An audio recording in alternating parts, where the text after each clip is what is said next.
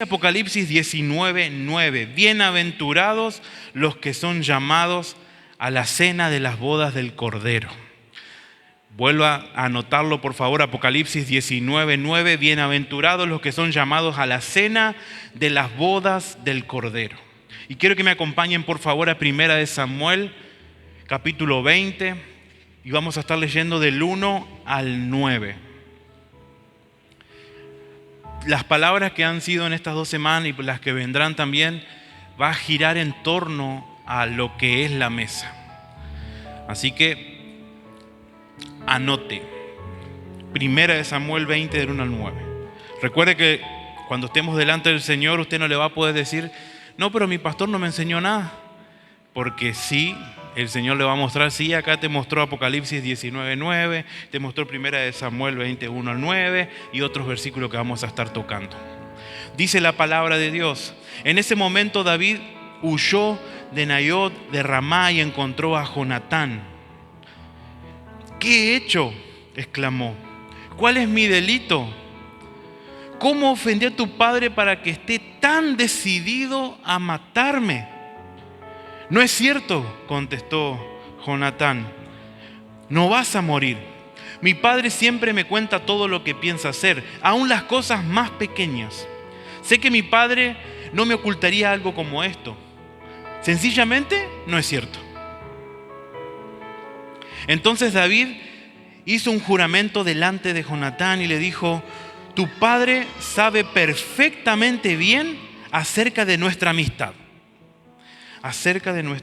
Por lo tanto, se dijo a sí mismo: no le diré nada a Jonatán, ¿para qué lastimarlo?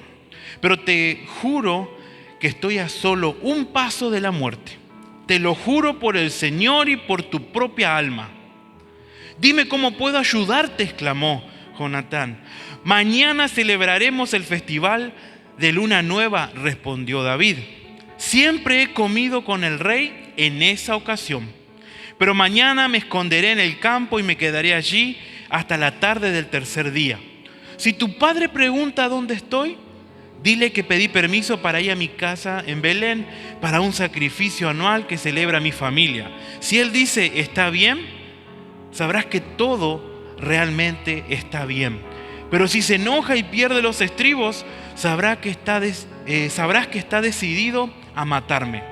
Muéstrame la lealtad de quien juró ser mi amigo, porque hicimos un pacto solemne delante del Señor. O mátame tú mismo si he pecado contra tu padre.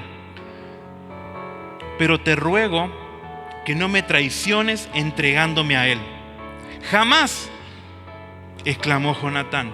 Tú sabes que si tuviera la menor idea de que mi padre pensara matarte, te lo diría de inmediato. Eso lo encontramos en 1 de Samuel 20 del 1 al 9.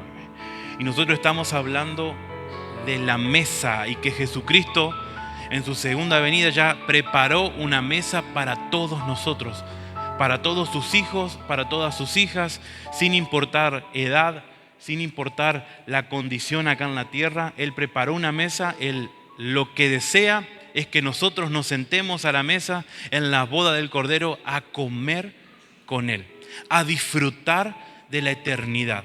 Y mientras pensaba en esta palabra, el Señor me la dio ya hace 2 semanas a esta palabra, y hay algo específico que el Señor me quería mostrar en cuanto a David.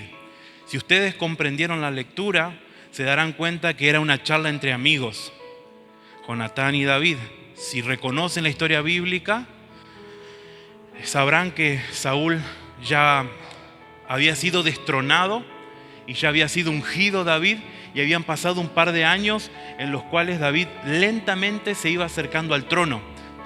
Y por enojo, por envidia, tal vez por frustración, Saúl comienza a enojarse y a intentar una y otra vez matar a David. Entonces llega este momento donde David está muy asustado y habla con su mejor amigo y le pide ayuda. El amigo no creía que su padre estaba intentando matarlo, y por eso es la conversación, y dice: yo te juro que si yo supiera que mi papá está tramando eso, automáticamente yo te lo digo. Y ahí se da esa conversación y versículos más adelante comienza a hablar sobre la charla que tuvo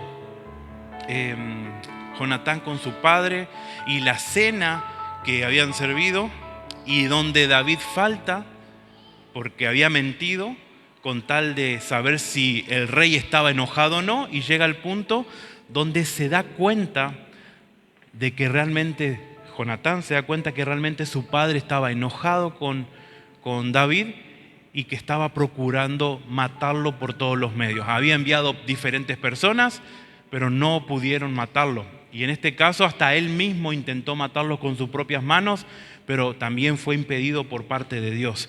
Entonces hay algo especial que yo quiero hablarles en esta noche, y es centrarnos en la mesa y cómo David primeramente fue invitado a la mesa del rey y el trato que David tuvo en la mesa del rey.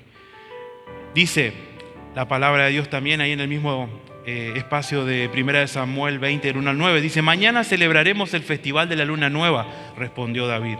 Siempre he comido con el rey en esa ocasión. ¿Qué es lo que está hablando la palabra de Dios? Que David no era rey. David no estaba sentado en el asiento principal, pero sin embargo David ya estaba sentado en la mesa compartiendo con el rey. Pero hay algo específico que David menciona. ¿Sí? Se anotó. Punto número 1, David como invitado a la mesa. Y como su punto, constantemente David su vida corría peligro. Constantemente corría peligro. Dice Samuel 19, del 9 al 10. Pero cierto día, cuando Saúl estaba sentado en su casa con una lanza en la mano, de repente el espíritu atormentador de parte del Señor vino sobre él, en este caso sobre Saúl, mientras David estaba tocando el arpa. Saúl le arrojó la lanza, pero David la esquivó y, dejando la lanza clavada en la pared, huyó y escapó en medio de esa noche. Estamos hablando de 1 Samuel 19, del 9 al 10. Y veamos cómo el rey lo trataba a David. Cuando ¿se acuerdan que yo les hablaba el domingo pasado que cuando uno es invitado a una boda, no va?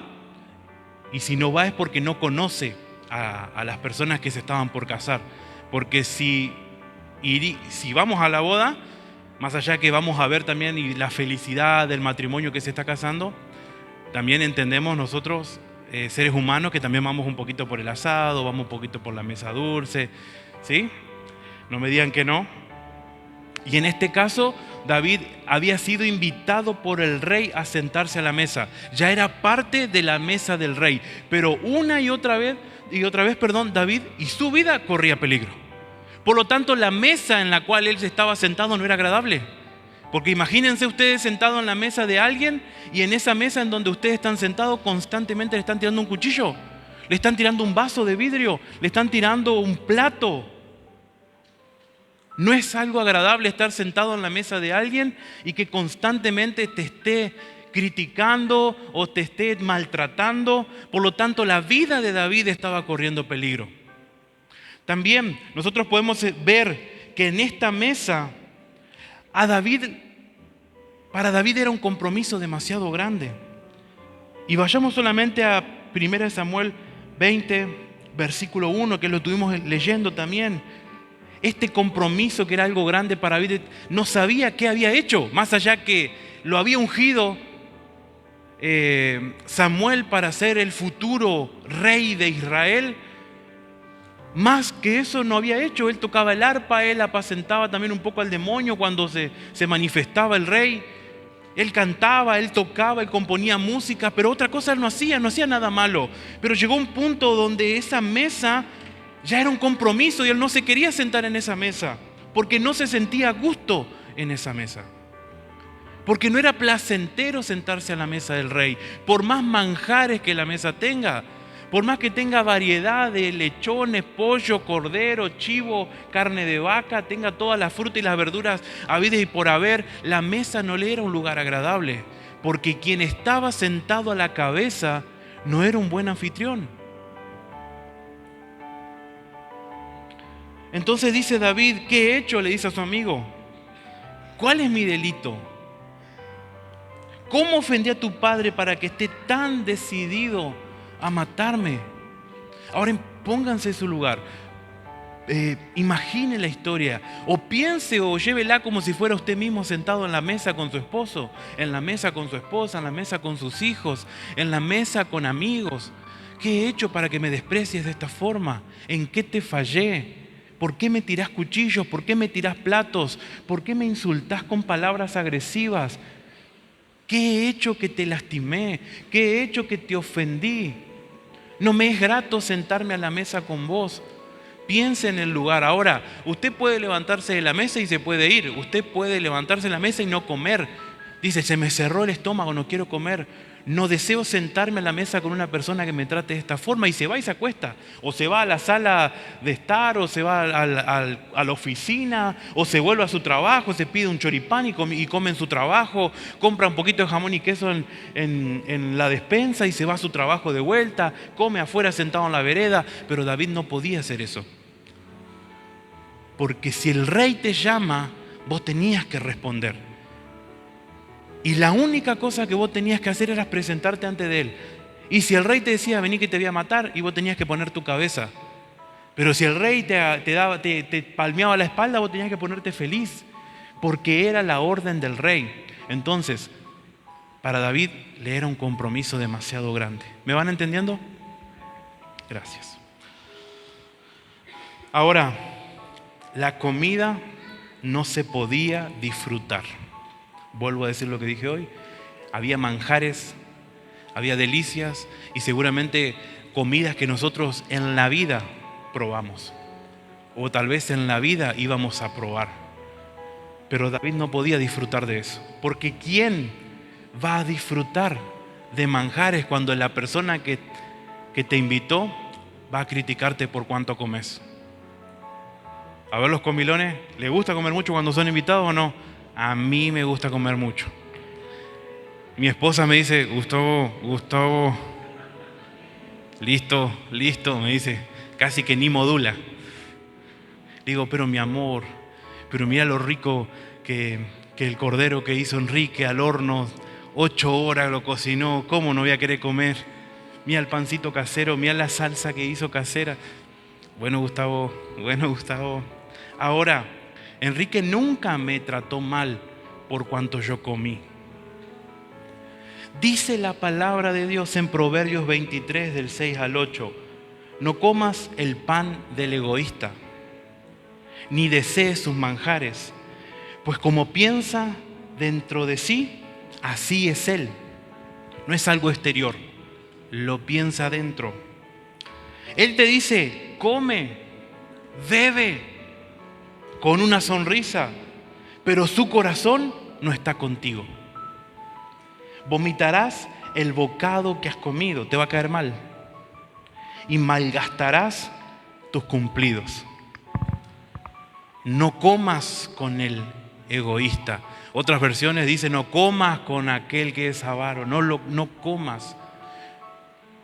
Otras dicen, no comas con ese codicioso, no comas, porque lo que vos comés, en realidad él te pone una sonrisa, pero no es así. Y lo mismo le estaba sucediendo al futuro rey David. Tenía todos los manjares, pero él comía un pedacito de pan, él tomaba un poquito de vino, él comía una frutita y le decía al rey, listo, muchísimas gracias. Porque a pesar de que él tenía todo preparado delante de la mesa, el anfitrión era egoísta. El anfitrión le tenía bronca. El anfitrión le tenía celos. El anfitrión realmente no quería que él esté ahí. Por eso se quería deshacer de él. Ahora, no comas el pan con el egoísta. Tenemos una parte, como yo les mencioné, punto número 1, David como invitado.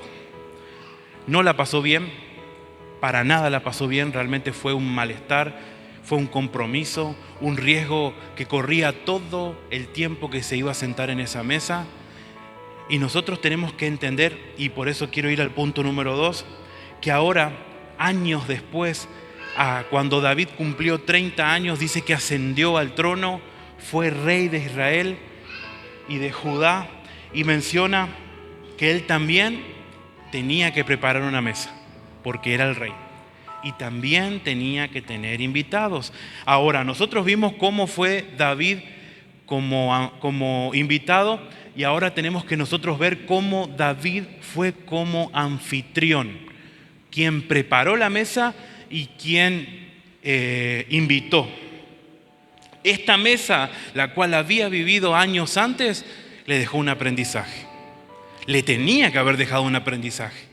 Porque qué necio que hubiese sido el rey David de haber vivido tantos años en malestar, porque la luna nueva era en el momento donde él se encontraba con el rey, donde también su vida corría peligro. Cuando le atacaba la loca o se endemoniaba a este rey, él tenía que ir con su arpita o con su guitarrita tocando como para calmar la fiera. Ahora él tenía que aprender algo, porque sería de necio repetir la misma historia, sabiendo que él podría ser mejor. Entonces, ¿qué enseñanza esto le dejó a David? Y quiero que me acompañen a 2 de Samuel ahora, capítulo 9, versículo 1. ¿Qué enseñanza? Esta mesa, la cual David preparó, es la mesa donde él tenía la misma comida, tenía el mismo pan, tenía el mismo vino, pero el corazón del rey era diferente. El corazón y el pensamiento de la persona que estaba sentada en la punta, en el asiento principal, era diferente. Y ahora vamos a ver el porqué. Dice la palabra de Dios: dijo David, ¿ha quedado alguno de la casa de Saúl a quien yo haga yo misericordia por amor de Jonatán? Ahora, qué locura. Porque la persona que lo persiguió, la persona que procuró matarlo varias veces, él en este capítulo dice: ¿habrá alguien a quien yo pueda hacer misericordia de esa familia? Normalmente, ¿qué es lo que haríamos nosotros? No quiero ver ni al rey, ni al hijo, ni al bisnieto, ni a nadie. No quiero pero que nadie se me aparezca. Y ahora que soy rey, lo voy yo a perseguir a ellos por lo que ellos me hicieron a mí. Sería más o menos un pensamiento de nosotros, ¿no? Pero el pensamiento y el corazón de David era diferente. Él había aprendido que él no tenía que pagar con la misma moneda. Él había entendido que el ungido del Señor, que el santo de Israel, tenía que comportarse diferente a lo que el antiguo rey se había comportado. ¿Me van siguiendo? Dijo David: ¿ha quedado alguno de la casa de Saúl a quien yo haga misericordia por amor de Jonatán? Ahora, hermanos, David como anfitrión nos comienza a enseñar algo especial. La mesa, y quiero que piensen en esta mesa, quiero que piensen en la mesa de la eternidad que vamos a estar compartiendo con Jesucristo, con los demás hermanos que vamos a tener también allá o que ya tenemos. La mesa también de su hogar, la mesa donde ustedes se reúnen todos los días para comer. La mesa no es un lugar de castigo. La mesa no debería ser un lugar de castigo. La mesa no debería ser un lugar donde nadie se quiere sentar, sino todo lo contrario. La mesa tiene que ser ese lugar. Porque cuando nosotros traemos invitados a nuestra casa, a nuestro hogar, ¿a dónde lo primero que los llevamos? A nuestra mesa. Porque yo no los llevo a mi habitación. Le calculo que usted no lo va a llevar a su habitación. Usted no se va a sentar en el baño, uno en el bidet y el otro en el inodoro, y van a tomar mate sobre el lavarropa. Uno lo lleva a la mesa porque es el lugar más apropiado donde podemos llegar a tener visitas, donde podemos llegar a tener huéspedes. Entonces, en torno a esa mesa, la mesa de su hogar, a la mesa del rey, no puede ser un lugar intratable, un lugar a donde nadie quiere asistir. La mesa de usted tiene que ser la mesa de David, donde se extiende la misericordia, y no la mesa de Saúl, donde hay muerte, hay maltrato, hay egoísmo. ¿Amén? Bien. La mesa no es un lugar de castigo, sino es de amor. La mesa es un lugar donde se disfruta. La mesa es un lugar donde se ríe. La mesa es un lugar donde se llora. La mesa es un lugar donde se planifica. La mesa es un lugar donde se enseña. La mesa es un lugar donde se perdona. La mesa es un lugar agradable para la familia que está viviendo y para las visitas. La mesa es donde todos deberíamos anhelar estar. Ahora tal vez la mesa que vos estás teniendo en tu hogar no es una mesa muy cómoda. El entorno, la calidez familiar no es un buen lugar. Pero hay algo que tenemos que aprender como iglesia. Tenemos que saber preparar la mesa. En algún momento fuimos invitados. Es tiempo de ser anfitriones. Es tiempo de que en la mesa nuestra haya redención, haya perdón, haya salvación, haya paz. Lo prediqué el domingo pasado, porque esas son las características de la mesa. No una mesa donde hay egoísmo, donde hay maltrato, donde hay llanto, donde los hijos no se quieren juntar con los padres o el padre no se quiere juntar con la madre. En la mesa tiene que ser un lugar diferente. Vos tenés que proporcionar una mesa acorde a la mesa del rey David, una mesa llena de misericordia, donde inclusive el más pecador de esta tierra, por así decirlo, se puede sentar en ella.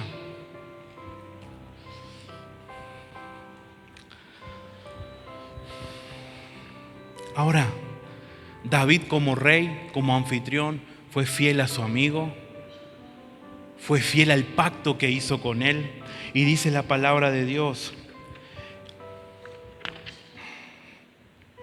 pero si mi padre intenta hacerte mal, seguimos leyendo también el 1 Samuel 20, pero si mi padre intenta hacerte mal, es la charla que estaban teniendo David y su amigo, que el Señor me castigue duramente si yo no te aviso y no te ayudo a escapar tranquilamente.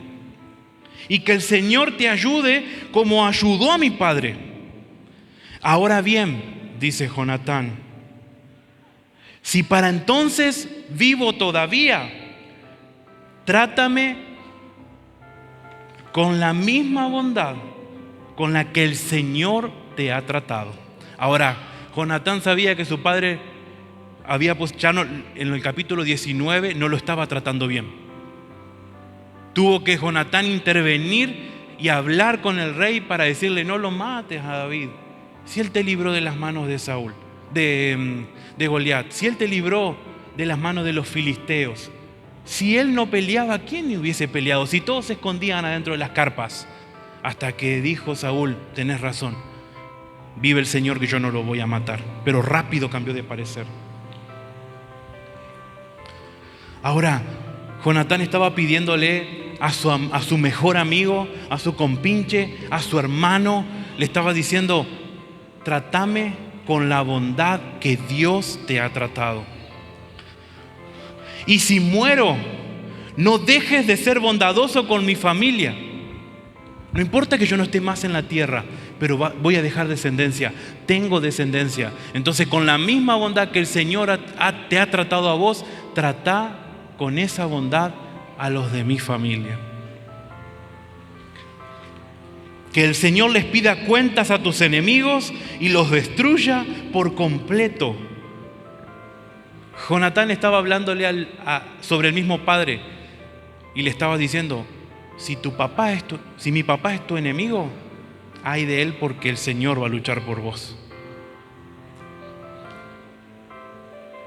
De esta manera Jonatán hizo un pacto con David, y por el cariño que Jonatán le tenía, volvió a hacerle el juramento, pues lo quería tanto como a sí mismo.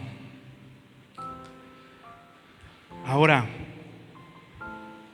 los que por ahí no conocen la historia, en una guerra Saúl muere, su hijo Jonatán muere, y llega el momento donde David asciende al trono, ya lo leímos, Segunda de Samuel capítulo 9, donde dice, ¿a quién yo le podré hacer misericordia? ¿Hay alguien en la casa de Saúl? Porque fueron todos exterminados. ¿Hay alguien en la casa de Saúl a quien yo pueda hacer misericordia? Y dice la palabra de Dios. El otro punto. Mefiboset se sienta a la mesa. Dijo David, ¿ha quedado alguno de la casa de Saúl a quien haga yo misericordia por amor de Jonatán? Y había un siervo en la casa de Saúl que se llamaba Siba, al cual llamaron para que viniese a David. Y el rey le dijo, ¿eres tú, Siba? Y él respondió, tu siervo. El rey le dijo, ¿no ha quedado nadie en la casa de Saúl a quien haga yo misericordia de Dios? Y Siba respondió al rey, aún ha quedado un hijo de Jonatán, lisiado de los pies. Entonces el rey le preguntó, ¿dónde está? Y Siba le respondió al rey, he aquí, está en casa de Maquir, hijo de Amiel, en Lodebar. Y vino Mefiboset, hijo de Jonatán, hijo de Saúl, a David, y se postró sobre su rostro e hizo reverencia. Y miren a este hijo de Jonatán, porque él por un lado tenía todo el derecho de decir, vos David me arrebataste el trono, porque por herencia me pertenecía a mí. Pero no vino con el corazón así, no vino con ese corazón contaminado, sino que dice que vino y se postró rostro en tierra y le dijo, Mefiboset, y él respondió, he aquí tu siervo. Y le dijo David, no tengas temor, porque yo a la verdad haré contigo misericordia por amor de Jonatán tu padre, y te devolveré todas las tierras de Saúl tu padre, y tú comerás siempre a mi mesa. Y él inclinándose dijo, ¿quién es tu siervo para que mires a un perro muerto como yo? Miren cómo ya Mefiboset se sentía, porque el corazón no tenía esa bronca de que alguien le había arrebatado el trono, quien en el futuro iba a ser de él, sino que en la mesa dije yo hay perdón, en la mesa hay misericordia, en la mesa hay redención. Y dice David con un corazón sano, esto le pertenecía a tu papá. Yo me lo puedo quedar, pero la verdad que no quiero. Lo que yo deseo es devolverte toda la tierra que le pertenecía a tu papá y a tu abuelo. Es toda tuya. La tierra que le pertenecía es toda tuya. Entonces dice Siba, el siervo de Saúl, y David le dijo, todo lo que fue de Saúl y de toda su casa, yo lo he dado al hijo de tu señor, por Jonatán. ¿Sí? Tú pues le labrarás la tierra tú y tus hijos y tus siervos, y almacenarás los frutos para que el hijo de tu señor tenga pan para comer. Pero Mefiboset, el hijo de tu señor, comerá siempre a mi mesa. David tenía toda la autoridad para decir, hago misericordia hasta este cierto punto. Te devuelvo lo que en algún momento era tuyo, pero no te quiero en mi mesa, vos por allá y yo por acá. Pero el corazón de David no dijo eso, porque sabía que tenía que cumplir la promesa que le había hecho al padre, a su mejor amigo, a su compinche. Y le dijo, si yo no vivo, sé bondadoso con mis hijos, y que mi linaje no desaparezca. Y la palabra de Dios dice, pero Mefiboset, el hijo de tu señor, comerá siempre a mi mesa. Y tenía Siba 15 hijos y 20 siervos. Y respondió Siba al rey, conforme a todo lo que ha mandado mi señor el rey, a su siervo así lo hará tu siervo. Mefiboset, dijo el rey, comerá a mi mesa como uno de los hijos del rey. Ahora no lo estaba tratando no lo estaba tratando como el hijo del futuro sucesor rey de Israel. El corazón misericordioso extiende la mesa donde hay bondad, hay redención, hay perdón, y le dice: vos no vas a comer como un invitado, vos vas a comer como mi hijo. Como mi hijo. No vas a ser alguien que va y viene porque no te conozco o no somos de sangre. A partir de ahora yo te reconozco como mi hijo y vos tenés un lugar en la mesa. Y hay algo sorprendente en esto, y quiero contar una anécdota de lo que Ruth me contó y lo que los papás de Ruth me cuentan. Muchos sabrán que Ruth es adoptada, otros tal vez no sabrán y se enteran hoy. Ruth es adoptada, sus papás no pudieron tener hijos por más que buscaron, hicieron diferentes estudios, gastaron miles de pesos, no pudieron tener hijos. Pero Dios tenía una chiquita preparada para ellos, que es Ruth. Ahora, los abuelos de Ruth no sabían nada. Y de repente comenzaron a ver en el tendal de la ropa de mi suegra y de mi suegro, ropa de bebé. Y se preguntaron: ¿dónde un bebé si ella no estaba embarazada? Y cuando de repente la familia de mi suegro, los padres, ¿sí?, los abuelos de Ruth, van a su casa y dicen: ¿qué está pasando que hay ropa de niños? Se acerca mi suegro y mi suegra y le dicen: adoptamos a una bebé. Ahora, esa bebé es mi hija, dijo. Yo no la tuve, pero es mi hija. Y de repente, cuando Ruth fue creciendo con el tiempo, Ruth le gustaba ir a la casa de los abuelos, porque ustedes saben que los abuelos cocinan muy bien. Y cuando Ruth se pasaba el portoncito, porque vivían al lado, se pasaban el portoncito, la abuela y el abuelo siempre le tenían un plato sobre la mesa y un lugar sobre la mesa. A pesar de que no era la nieta de sangre, ellos la reconocieron como una nieta y como una hija.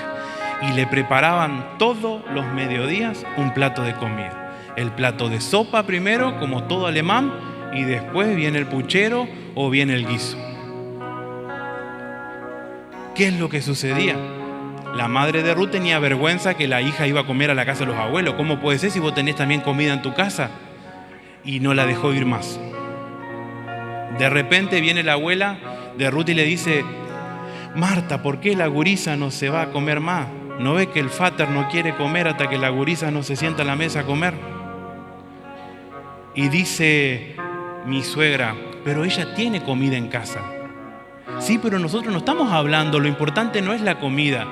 Lo importante es que el Vater no va a comer hasta que ella no se siente, porque ella tiene su plato y su lugar.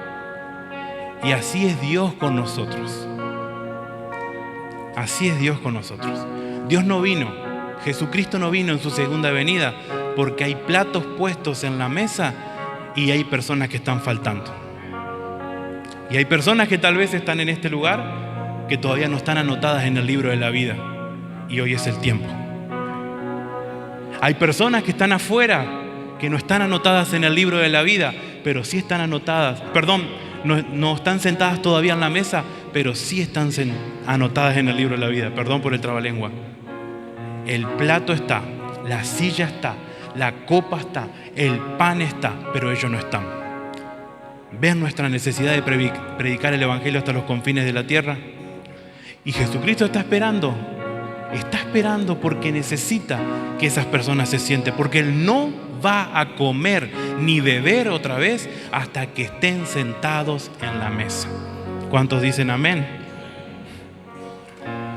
Esta es una oportunidad de redención y de sentarnos a la mesa.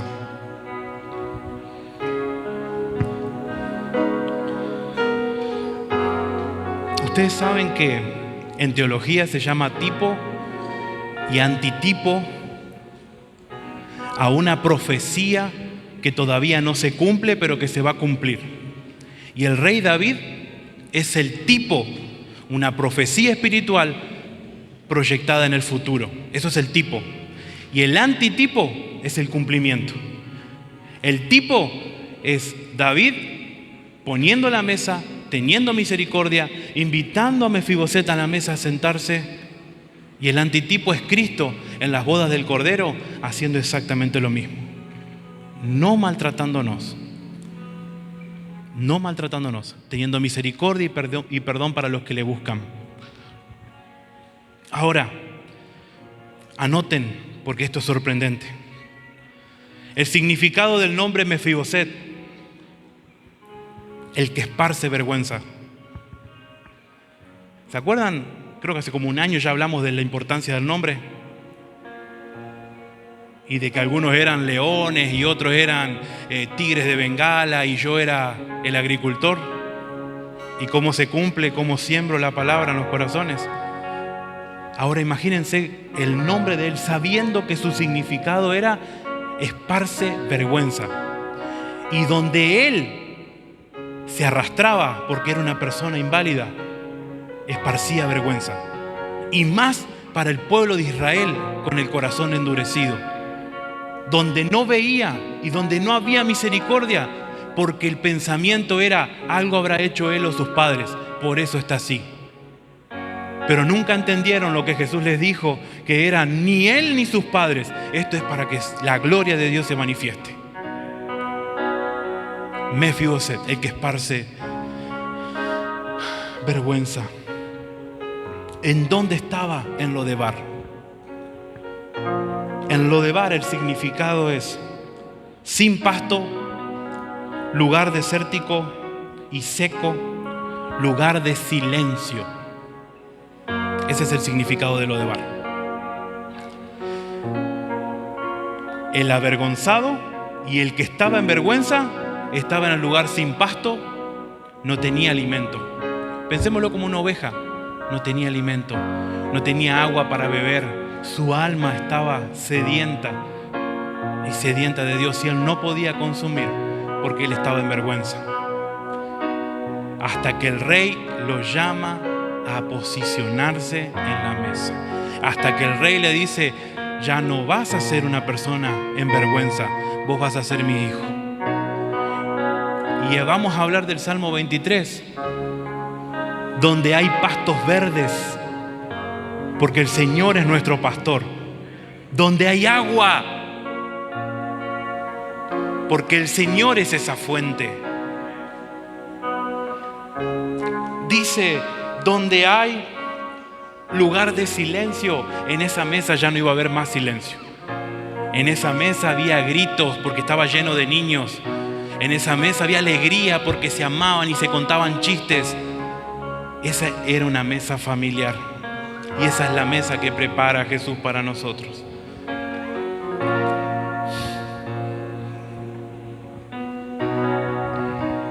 Déjenme tomar un poquito de agua porque tengo la boca seca.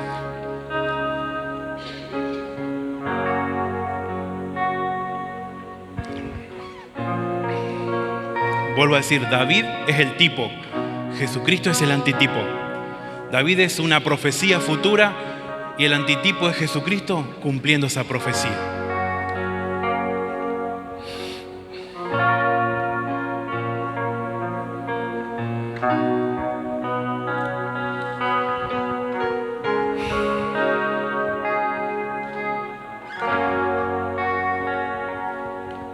Ahora,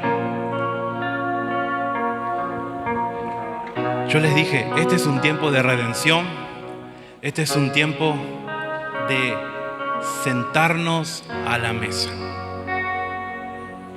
Por lo tanto, ¿cuántos Mefiboset hay en este lugar? Porque yo soy uno. Y necesito de la mesa todos los días. Necesito del alimento, necesito del agua, necesito del abrazo del Rey que me consuele. Ahora, como yo lo hice con los niños, yo lo hago con los adultos. Y yo llamo a los Mefiboset de esta generación a que pasen a la mesa. Porque en la mesa hay pan, hay redención, hay esperanza, hay lo que necesita cada uno. Ahora hay algo sorprendente con Mefiboset. ¿Y sabes cuál es? Cuando David lo llamó, ¿Mefiboset se sanó? Mefiboset no se sanó. Mefiboset siguió siendo inválido. Pero a Mefiboset no le interesaba sanarse. A Mefiboset lo que él necesitaba era que la vergüenza sea borrada, el tener un lugar apropiado en la mesa. Eso es lo único que quería Mefiboset. Así como estas personas que están acá necesitan de Jesucristo y necesitan sentarse a la mesa porque están sus nombres escritos en el libro de la vida. Y cada uno con un problema diferente. Cada uno en una parte son Mefiboset. Cada uno de ustedes en este lugar son también Mefiboset, sintiendo vergüenza, estando en soledad, en silencio, sin pasto, sin agua, sin paz, sin nombres escritos en el libro. Por lo tanto, todos nosotros necesitamos ir a la mesa. Yo te invito a que te pongas de pie, amada iglesia. Yo quiero decirte que la mesa de Jesús sana la mesa de Jesús. Tal vez no va a sanarte de lo físico. Tal vez no te va a dar una cadera nueva, tal vez no te va a dar una mano nueva, tal vez no te va a dar una memoria nueva, pero sí va a sanar tu corazón. Sí va a notar y va a darte alimento, agua y lo que necesites.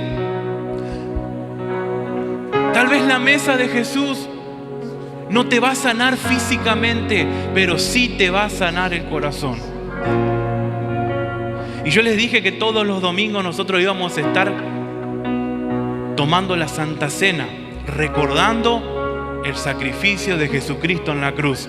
Y nos vamos así, de esa misma forma, a recordarlo y ser parte de Él, así como todos los presentes en este lugar.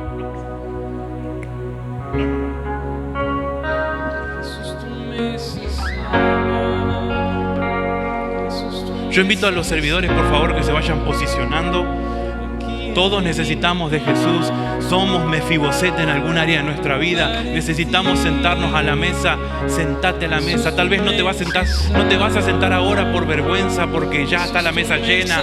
Pero la mesa, tu mesa en tu casa, tu intimidad con el Padre, es tiempo de que anotes tu nombre en el libro de la vida. Y hay una canción nueva que se escuchó solo en audio la semana pasada, pero hoy la vamos a cantar. Y quiero que lo creas, porque necesitas tener fe y expectativa de fe para que las cosas sucedan. Porque si no tenés expectativa de fe, no pasa nada. Es un culto más y nada más. Porque la palabra de Dios en hebreo dice que aquellos que creen en Dios y lo buscan también tienen que entender que Él es galardonador de aquellos que le buscan. Pero si vos buscas a Jesús solamente por la conveniencia física, el Señor no te va a responder. Pero si vos lo buscas a Jesús por solamente querer tener una mejor economía, Jesús no te va a responder, porque a Él no le interesa eso. Pero si vos lo buscas a Jesús para sentarse en tu mesa, en la mesa de Él, para invitarlo a que Él coma con vos y vos comas con Él y que sean íntimos, Jesús sí va a entrar. Y sí va a charlar con vos. Y sí va a ser ese Rey misericordioso y perdonador. Entonces yo te invito a que cierres tus ojos en esta noche y adoremos al Padre en espíritu y en verdad. Y que entiendas que en la mesa del Padre hay vino y pan para todos. Mujeres, hombres, niños, adultos, enfermos, sanos, libres, cautivos, para